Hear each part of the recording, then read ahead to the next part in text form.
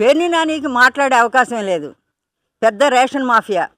ఆయన ఆయన పేరుతో గోడౌన్‌లు పెట్టి రేషన్ అంతటిని షిప్పుల్లో జారవేసిన ఆయన ఒక నీతుల గురించి మాట్లాడడం. ఎందుకంటే జగన్మోహన్ రెడ్డి గారు చేరిన మీలాంటి తుక్కు బ్యాచ్ అంతా మీ హయాంలో ఏం సాగిందండి?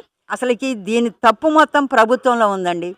ప్రభుత్వంలో ఇన్ని అరాచకాలు చేసిన వాళ్ళని బయట ఉండనివ్వడం ఏంటి? వాళ్ళ కేసుల్లో ఎందుకు మీరు లోపల వేయరు? ప్రభుత్వం అలసత్వం వల్లనే ఇట్లాంటి ఎప్పుడైనా సరే దొంగని జైల్లోనే ఉంచాలి. లేకపోతే వాడికి ఎలా ఉంటుందంటే బయట ఉంచారంటే నన్ను పట్టించుకోవట్లేదు కాబట్టి ఇంకా నేను దొంగతనాలు ఫ్రీగా చేసుకోవడానికి అలవాటు అనే దృక్పథం వస్తుంది.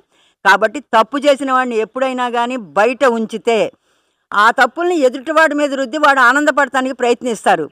కాబట్టి ఎప్పుడైనా తప్పుకి శిక్ష పడాలనేది వాస్తవం. దాన్ని నాకు తెలిసి ప్రస్తుతం కూటమి ప్రభుత్వం దాన్ని ప్రక్కదీసి పట్టించిందేమోనని మాకు కొద్దిగా అనిపిస్తా ఉంది.